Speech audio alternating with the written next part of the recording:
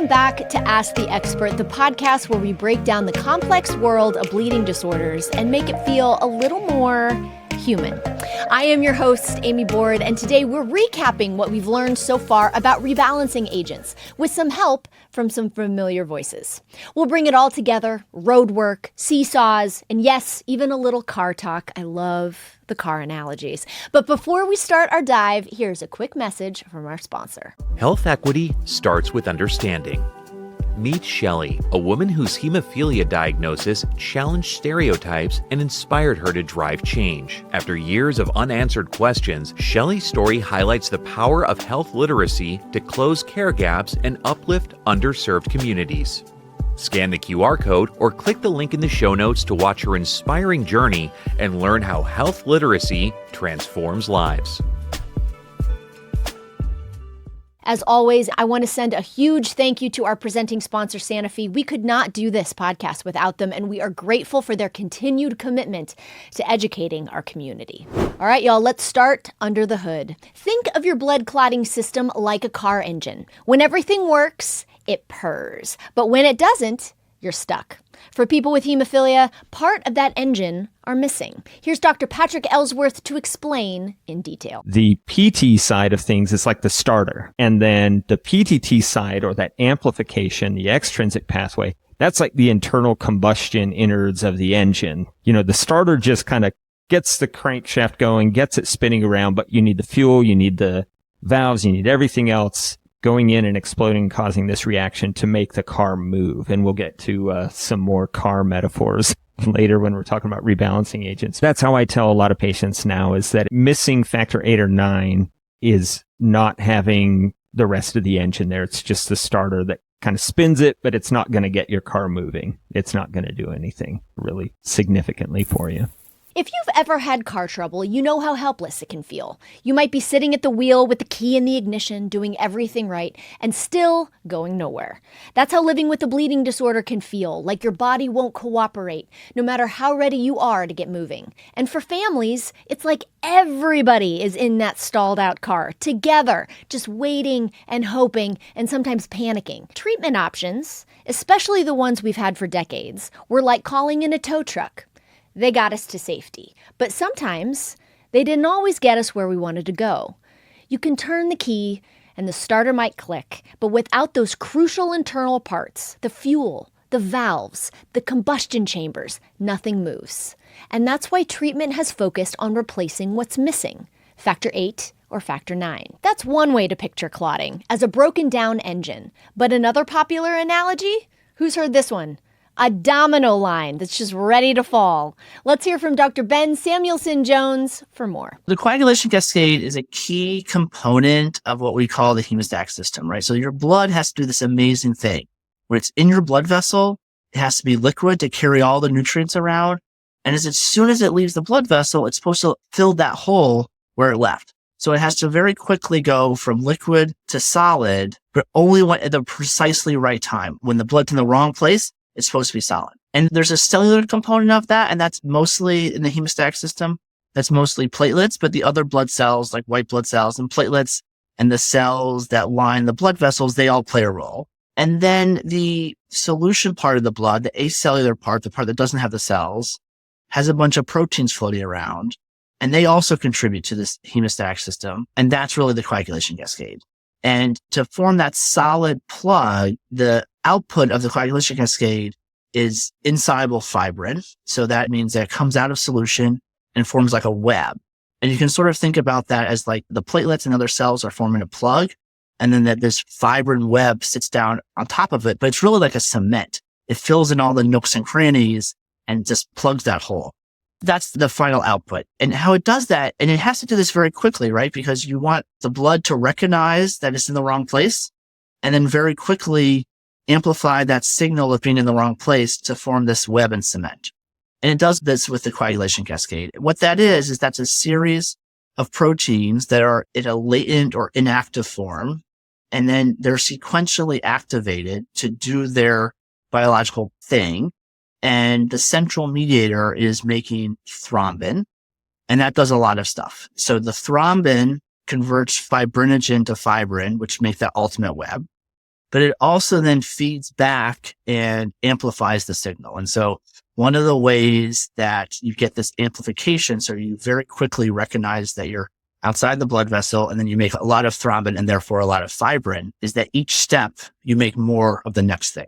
And so it gets kicked off with what we call the extrinsic pathway, combining factor 7 and tissue factor.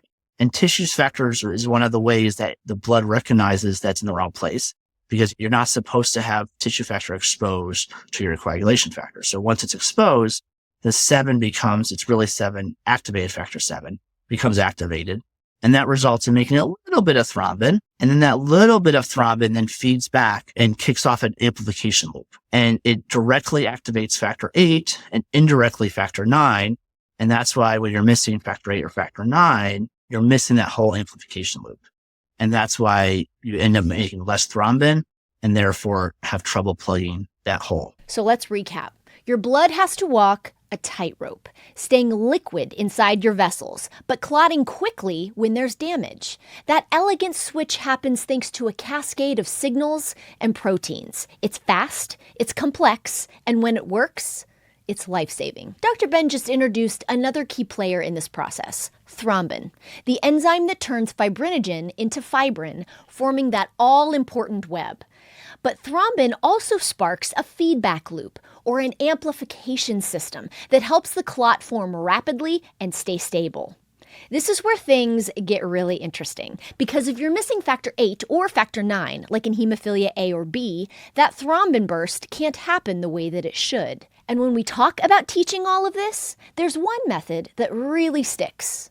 Dr. Ellsworth shares the Dr. Alice Ma method. For us hematology nerds, Dr. Ma is a legendary hematology researcher and physician who specializes in educating the future cohort of HCPs. What I call the Alice Ma method, we usually think of coagulation cascade as sort of this like chain reaction of dominoes falling down, which is how I explain it to patients a lot. It begins with two pathways, PT and PTT, that converge in the middle. X marks the spot. Roman numerals fly. It can all feel like a medical escape room. The way Alice teaches it is there's the PT and PTT pathway. And we call it that because of the lab tests. So like surgeons a lot will get a PT or a prothrombin time, and then the APTT or activated partial thromboplastin time. And those are two different lab tests that we do that in someone with hemophilia, especially A or B, like severe A or B, will be really high because it's measured in seconds how long it takes for the patient's plasma to clot. And that's why we call it, for med students and stuff, a way we remember it is the PT and PTT pathway. And they meet in the middle. And so Alice's thing is, now they meet in the middle, so X marks the spot. That's the middle where they meet. Whether it's dominoes, engines, or treasure maps, whatever helps you make sense of it, use it. The PT pathway, also known as the initiation phase, is like the ignition switch. But the heavy lifting?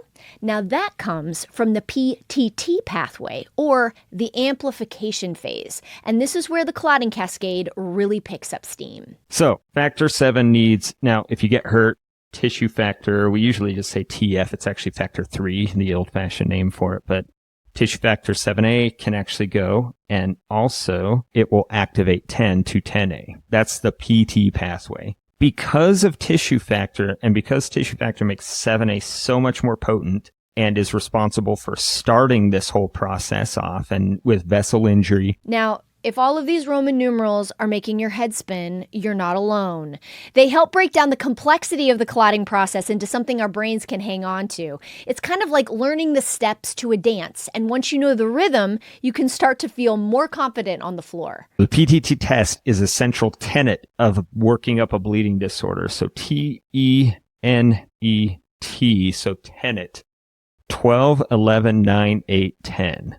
So 12, 11, 9, 8, 10, going from clear up here. And there's some interesting stuff that happens up here with 12, and we're just leaving that out. But 12, 11, 9, 8, 10, that's the thing that I have all my fellows and residents and stuff memorizes. Tenet, 12, 11, 9, 8, 10. So remember, lucky 7 for the PT or extrinsic pathway, and tenet, 12, 11, 9, 8, 10 for the intrinsic or PTT pathway.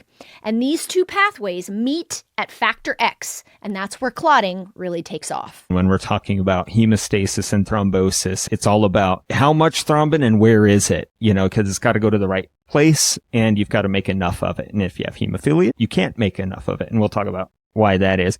So PT is a shorter title than PTT, which is lucky for us because it's easier to remember and there's fewer proteins. So lucky being lucky number 7, and I'm going to put the Roman numeral 7 there. Now that lucky 7 starts the PT pathway when injury occurs, thanks to tissue factor and factor 7. But that is only the beginning. The reason people bleed that have deficiencies, especially in 9 and 8, as badly as they do and as predictably as they do, is that one big job thrombin has is that it comes back and it can activate 5 to 5A, can activate 8 to 8A, and that's a big job that it does. And it can also go back and activate some factor 11. So it's that feedback loop where the 2A goes all the way back up and starts activating 5 to 5A, because remember, that's that cofactor for 10. And then activating 8 that creates what's called a thrombin burst. And in the biochemistry world, they call that the propagation phase or thrombin burst of coagulation or hemostasis. And so that's why if you're missing 8 or you're missing 9, you bleed as badly as you do, is because you get a little bit, because this tissue factor 7A part, that just kind of kickstarts it. That just gets it going. That burst is the body's way of creating enough thrombin to form a stable clot. And without it, you're left with just the spark, but not the fire. The cast of characters in this system is huge. Some proteins act like scissors, cutting and triggering others, and some are helpers. But coagulation proteins are all these proteins, and there's different types. There's ones called proteases, which are kind of like scissors. They go around and kind of cut things and do things, and they change other proteins. And then there's things that are called cofactors in the coagulation cascade. And there's all sorts of those proteins. And so for hemophilia, the ones we hear about the most are factor 8 and factor 9. The more we learn about what's happening behind the scenes, the more empowered we become to ask the right questions and support smarter care at every level. There's been a big push by a lot of different societies to do away with the Roman numerals, which I think would be great because we get a lot of primary care doctors and other people who are doing their best to try to work up patients and figure out why they're bleeding, and they'll order the wrong factor. They'll order a factor 7 instead of a factor 8 or vice versa. And that's where education really shines. By building a shared understanding between providers, patients, and families, we make the path forward clearer and stronger for everyone. Now, so far we've talked about replacing what's missing, but what if there was another path? One that restores balance by working with the system instead of filling in the gaps. Now, we haven't heard from Dr. Tammy Singleton all episode, so let's take it away, Dr. Singleton. So how do you take some of the weight off on this side? Take away some of those natural anticoagulants, so now you do this. And you're now back in a place where instead of having that scale tipped, you're now in a place where you can have clot formation that way. You didn't replace what was missing. You took away a little bit of another part of the system, the body's natural anticoagulants. Now imagine that seesaw again. Instead of piling more weight on the clotting side, what if we simply lighten the other? Two key players that make that possible: TFPI, or tissue factor pathway inhibitor, and antithrombin. They both act like natural brakes in the system, and rebalancing agents work by easing off those brakes. Let's hear from Dr. Amy Dunn from the University of Ohio, and she's going to join us to share more. For the TFPI drugs, the way I think of them is TFPI is really sort of regulates coagulation. So there's a signal that goes up in the body saying there's a bleed somewhere, and a whole series of chemical reactions has to happen. TFPI turns that off right after the first signal goes up, which would work fine if you didn't have hemophilia A or hemophilia B, because in a normal coagulation, factor 8 and factor 9 amplify that initial signal and kind of make sure everything happens from there. When you don't have that amplification step, you really don't want that signal to be turned off because you want that signal still going out, calling in all the clotting proteins to get ready and help to form a blood clot. So that's exactly what these drugs do is they turn off that regulation. So allowing that signal to continue to be released. So TFPI normally helps prevent excessive clotting by shutting down the process early. But for someone with hemophilia who's already missing those crucial amplifiers, that early shutdown can be too soon. Turning off TFPI lets the body keep the signal going, giving clotting a better chance to take hold. So the tissue factor pathway inhibitor, again, is your body's natural anticoagulant. And it kind of puts the brakes on the body's process where you have tissue factor and factor 7, and then the whole activation of factor 10. It puts the brakes on that pro kind of coagulant pathway. So this TFP is a natural anticoagulant, putting the brakes on that procoagulant pathway of generating that factor 10 ultimately, thrombin formation ultimately via that factor 7 pathway, that whole antithrombin. When we take that away, now we're going to have a little more balance on this anticoagulant side. That's why rebalancing agents are studied carefully for both safety and effectiveness. And that work doesn't stop when a product gets approved. We continue to observe indirectly, but also directly with long-term effect studies. And Athens is participating in a lot of those. It's kind of where I come in, where I'm honored to participate. Let's be honest, it's a lot. There are more treatment options now than ever before. We went through a long period of time where factor 8 and factor 9 were really the only options that we had. And now there's different brands and different flavors and, multiple different things. So how do you tell what's right for you? So I think that could be confusing. And now that we are adding non-factor therapies more and more as each year goes by, I think it just sort of compounds the potential for confusion by the community. But the more we understand, the more empowered we become. Some basic understanding, I think, does help you make informed decisions. And that knowledge becomes even more important as new options emerge. Rebalancing agents are no longer just a concept. They're becoming a reality for more and more people. Rebalancing agents we have several that have been very recently approved. And so rebalancing agents, depending on which agent we're speaking of, they're currently approved for patients living with hemophilia A or B, with inhibitors, without inhibitors, all of them right now over 12 years of age. Again, depending on which agent we're talking about, the approval is different. That's out there. Rebalancing agents certainly have the potential to treat almost any bleeding disorder. And those studies, some are coming, right? Like that's on the horizon for other ultra rare bleeding disorders. Back when it was first described, if females did have bleeding that was abnormal, they were deemed to be hysterical. It was a medical fact that women could not have hemophilia. And of course, now we know that that is absolutely not true. That has been a huge barrier for women and girls to this day of getting accurate diagnosis and access to care and treatment. Women and girls are not included in clinical trials. And the issue is that if women are not included in the data, that door is never open for them and they don't get access. I've talked to many women that even can't get doctors, can't even get diagnosed. I want the future generation, especially for women with hemophilia, to be treated the exact same. We've never done this before. We've never collectively come together to talk about what it is like to be dismissed.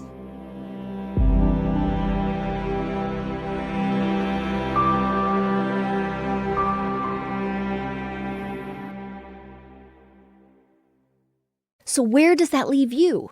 Maybe you're a parent weighing options for your child.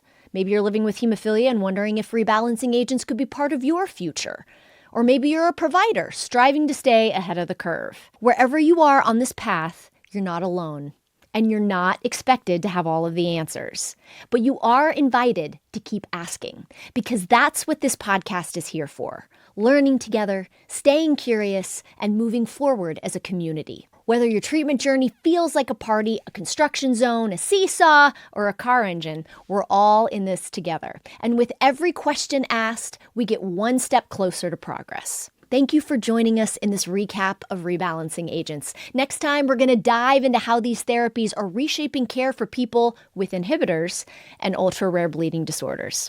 Until then, stay curious, stay connected, and keep on asking those experts. Did you know bloodstreammedia.com is your one-stop shop for all podcasts for the bleeding disorders and rare disease community? There, you can find links to the Global Hemophilia Report and our flagship podcast, Bloodstream, with your hosts, me, and Patrick James Lynch. Also check out Flow, which is straight talk about extreme periods, and The Pain Pod, which is an in-depth storytelling odyssey of chronic pain. All this and more on bloodstreammedia.com, the #1 podcast network for rare disease. Have an idea for a future episode of Ask the Expert? Or have a question that you would like to hear one of our experts answer? Email us at mailbag@bloodstreammedia.com. You'll also find Bloodstream Media on Facebook and on Twitter and on Instagram and all those social media channels. I am your host, Amy Board, and until next time, stay curious, my friends.